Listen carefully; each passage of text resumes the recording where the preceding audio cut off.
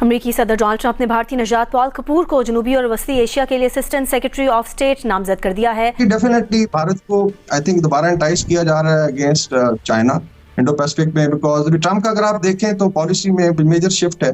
Paul Kapoor Bharat Pakistan सलामती और जौहरी अमूर के माहिर और पाकिस्तान के सख्त नाकिद समझे जाते हैं। वो ट्रंप के पहले दौरे हुकूमत में अमरीकी महकमे खारजा की जनूबी एशिया पॉलिसी टीम का भी हिस्सा रह चुके हैं। याद रखो डोनाल्ड ट्रंप, तुम्हें आज मैसेज है कि देखो बदमाश कैसे जीता है, खौफ से। उसका हथियार क्या है? खौफ। दहशतगर्द की हथियार क्या है? दहशत। ये फैलाते हो ना तो जान लो इस 1.5 साल की जंग के अंदर ईरान ने तुम्हारे खौफ के हथियार को और दहशत के हथियार को किरची किरची करके समंदर में बर्थ कर दिया। यू आर फिनिश, तुम खत्म हो चुके हो। कि सदर डोनाल्ड ट्रंप ने पॉल कपूर को साउथ एशियन एनवॉय डिप्लॉय कर दिया। वो जारी बात है कि अमेरिका जो है वो कहते हैं भारत पे मेहरबान हो गया।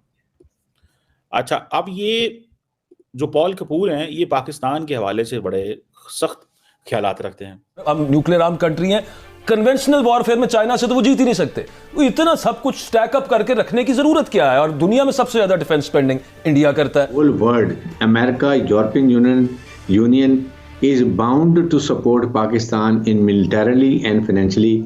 इसको जो ये लड़ाई है दहशतगर्दी की, क्योंकि वहां पर जो कुछ वो छोड़ के आए हैं अमेरिकन, जिस जल्दी में गए हैं, उसकी वजह से उनके हाथ में $7 बिलियन का वेपन एमुनिशन हाथ लग गया। और वो सारा जो है वो पाकिस्तान को टारगेट करके किया जा रहा है। इंडियन की पूरी सपोर्ट है काबुल एम्बेसी में। जहां मैं आपसे ये पूछना चाहता हूं कि अगर ये भारत की बहुत बड़ी कामयाबी है, सफारती कामयाबी है, तो क्या अमेरिका को BLA और TTP को भारतीय फंडिंग जो है वो नजर नहीं आ रही कि भारत किस तरह कर रहा है? उन्होंने पाकिस्तान की लीडरशिप को मिलना है। ये बड़ी सख्त लाइन लेते हैं पाकिस्तान के, और इंडिया के ये बड़े करीब है। नमस्कार दोस्तों, जय हिंद। अमेरिका राष्ट्रपति डोनाल्ड ट्रंप के टीम में एक और भारतीय मूल के आदमी की अहम भूमिका होने वाली है, जिसे देख पाकिस्तान बांग्लादेश परेशान हो गए हैं। 2025 में सत्ता संभालने के साथ ही ट्रंप ने अपनी नई टीम में बहुत ही सोच समझकर लोगों को रखा है। इसी को आगे बढ़ाते हुए सुरक्षा मामलों के एक्सपर्ट पॉल कपूर को अमेरिकी राष्ट्रपति डोनाल्ड ट्रंप ने साउथ एशिया मामलों के लिए सहायक विदेश मंत्री के रूप में अपॉइंट कर दिया है। पॉल कपूर भारतीय मूल के हैं। अगर कपूर को सीनेट में मंजूरी मिल जाती है तो वो डोनाल्ड लू की जगह ले लेंगे। अमेरिकी विदेश विभाग ने जनवरी में पुष्टि की थी कि दक्षिण और मध्य एशिया मामलों के सहायक विदेश मंत्री डोनाल्ड लू का कार्यकाल 17 जनवरी 2025 को समाप्त हो गया है। ये खबर आने के बाद पाकिस्तान में मातम छाया हुआ है, क्योंकि पॉल कपूर पाकिस्तान को जिहाद की नजरों से देखते हैं। उन्होंने पाकिस्तान पर कई किताबें भी लिखी हैं। इसी के साथ बांग्लादेश की भी सांसें फूलने लगी है। जब से डोनाल्ड ट्रंप ने कुर्सी संभाली है तब से बांग्लादेश में यूनिट्स की उल्टी गिनती शुरू हो गई है। ट्रंप ने इस काम के लिए भारतीय मूल के आदमी को सत्ता में बैठा दिया है। कि सदर डोनाल्ड ट्रंप ने जनाब पॉल कपूर को साउथ एशियन एनवॉय डिप्लॉय कर दिया है, अपॉइंट कर दिया, नॉट डिप्लॉय कर दिया। तो वो जारी बात है कि अमेरिका जो है वो कहते हैं भारत पे मेहरबान हो गया। अच्छा, अब ये जो पॉल कपूर हैं ये पाकिस्तान के हवाले से बड़े सख्त ख्यालात रखते हैं। इनको रिप्लेस क्यों किया जा रहा है? डोनाल्ड लू। डोनाल्ड लू वो शख्सियत हैं जिनके बारे में former prime minister Imran Khan जो हैं उन्होंने ये कहा था कि मेरी हुकूमत गिराने के लिए डोनाल्ड लू ने हमारे एम्बेसडर को थ्रेट किया और कहा कि अगर तुम ये नहीं करोगे तो तुम्हारे मुल्क के अंदर वोट ऑफ नो कॉन्फिडेंस भी आ सकता है, ये भी हो सकता है, वो भी हो सकता है। ठीक है जी, ये चीज भी एक है। अब वो डोनाल्ड लू तो चले गए जो कभी पाकिस्तान नहीं आते थे जब इमरान खान ने उनको किया। अभी वो जाते थे बांग्लादेश, इंडिया जाते थे। अब जो डोनाल्ड लू की जगह पे शख्सियत आए हैं स्टेट डिपार्टमेंट में, जो जारी बात है स्टेट उनको देख रहे होंगे, वो डोनाल्ड लू जो है वो तो चले गए। ये जो शख्सियत है ये प्रोफेसर है। इनका अगर मैं आपको बैकग्राउंड दूं, प्रोफेसर है, साउथ एशियन पॉलिटिक्स पे इनकी एक्सपर्टीज है। Defence department of national security affairs United states naval post graduate school जो है उसके प्रोफेसर हैं, और होवर इंस्टीट्यूशन, स्टैनफोर्ड और स्टेट डिपार्टमेंट की पॉलिसी प्लानिंग स्टाफ में भी पहले काम कर चुके हैं।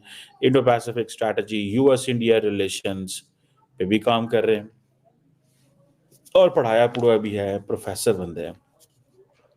इनकी किताबें जो हैं, जो मशहूर किताबें हैं, jihad as a grand strategy, Islamic militancy, national security and the Pakistani state. खिताब ही पाकिस्तान के ऊपर है।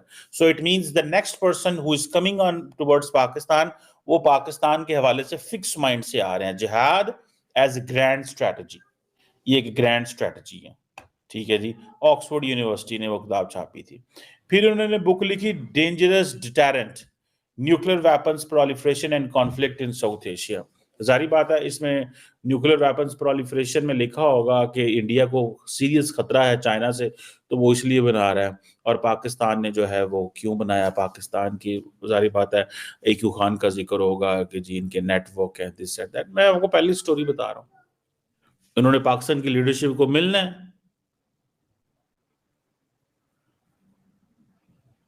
और ये बड़ी सख्त लाइन लेते हैं पाकिस्तान के, और इंडिया के ये बड़े करीब है, ठीक है। तो आपको इससे पता चल जाएगा कि ये इनका मकसद क्या है। इनका मकसद यही है कि पाकिस्तान, इस पे पाकिस्तानी प्रोफेसर्स बड़ा चीख रहे हैं कि जो पाकिस्तान की गवर्नमेंट है, ये पाकिस्तानी लोग हैं, ये एकेडेमिया पे पैसे नहीं लगाते। ये चाहते हैं कि एकेडेमिया वो बोले जो हमारी स्टेट चाहती है, और एकेडेमिया कुछ ना बोले। ये अब जारी बात है, एक लड़ाई है। क्या है? लड़ाई है। और क्या है कि भाई साहब आप ये ना करें, वो ना करें, ऐसे ना करें, वैसे ना करें। सो मुझे ऐसे लगता है, what I realise and what I understand कि ये चीज़ मतलब मेरी समझ से बाहर है कि हमारी क्या अप्रोच है इस हवाले से, हमारी क्या अप्रोच है इस हवाले से।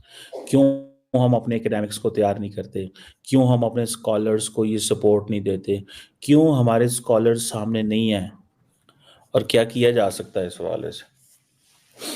मुझे तो कोई समझ नहीं है, मेरी तो कोई रीडिंग नहीं है, मेरी तो कोई वो अंडरस्टैंडिंग नहीं, मेरी समझ में कुछ नहीं आ रहा कि ये हमारे लोगों की क्या अप्रोच है, ठीक है जी। अनफॉर्चुनेटली स्कॉलर्स पे हमें पैसा लगाना चाहिए, ठीक है जी, पैसा लगाना चाहिए।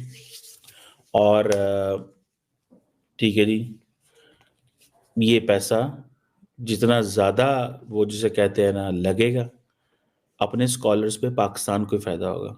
और इसीलिए कहते हैं डायस्पोरा पे बाहर भी पैसा लगाएं, डायस्पोरा को लोगों को बाहर भेजें, और इस शक से ना भेजें कि ये हमारे खिलाफ होंगे या हमारे हक में होंगे। ये सॉफ्ट पावर है। उधर देखें पॉल कपूर जो आ गया है, पॉल कपूर, उन्होंने अपना पहला ना ही पॉल रहना वो रखता है, पॉल, ठीक है जी, एंड सैनदैन कपूर। अब वो उन्होंने एक अब ये इंडियन ओरिजिन है, ठीक है। तो वो पाकिस्तानी बड़े परेशान हैं कि यार ये इंडियन ओरिजिन पे इतनी मेहरबानियां क्यों हो रही हैं, क्यों इंडियन ओरिजिन जो है उसको इतना उठाया जा रहा है और पाकिस्तानियों को इग्नोर किया जा रहा है। क्योंकि पाकिस्तानियों से डरते हैं, इनका वर्ल्ड व्यू ही नहीं सही, इनका वर्ल्ड व्यू हमारे हक में नहीं है, डरते हैं। प्लान कर रहे हैं नेतन्याहू और ये तमाम रोथशाइल्ड और ये कि अरब बादशाहत को कब्जे में लेके इनको लूटना है। तो इनकी सोच क्या है कि हमने जब शियों पे वार किया तो सुन्नी स्टेट्स ने हमारी मदद की, तो हम जब इन पे वार करेंगे तो ये शिया स्टेट भी खामोशी से तमाशा देखेंगे। हम इनको बोले तुम गलत हो, हम ना इस्लाम के किसी मुमलिकत या किसी हुकूमत के ख़िलाफ़ थे, ना होंगे, ना तुम्हारे आलेकार बनेंगे, ये याद रखना। हम सिर्फ क़याम की सूरत में लड़ते हैं जो दीन इस्लाम के लिए होता है या इस्लामी रियासत के लिए होता है। तो अगर तुम्हारे जहन में ये खाका है कि शिया तुम्हारा किरदार अदा करेंगे तो इसको जहन से निकाल दो। और याद रखो डोनाल्ड ट्रंप, तुम्हें आज मैसेज है कि देखो बदमाश कैसे जीता है, खौफ से। उसका हथियार क्या है? खौफ। दहशतगर्द की हथियार क्या है? दहशत। ये फैलाते हो ना तो जान लो इस 1.5 साल की जंग के अंदर ईरान ने तुम्हारे खौफ के हथियार को और दहशत के हथियार को किरची किरची करके समंदर में बर्थ कर दिया। तुम्हारे में ताकत ही नहीं कि तुम रेड सी से एक जहाज ले जा सको, और तुम पाकिस्तान समेत दीगर मुसलमान मुल्कों को धमकियां दे रहे हो। तुम्हारी आज तक कोई कार्रवाई यूरोप में नजर नहीं आई। जहां जहां मैंने बताया तुमने मुसलमानों पर हमले किए, 1 करोड़ मुसलमानों के कातिल हो तुम।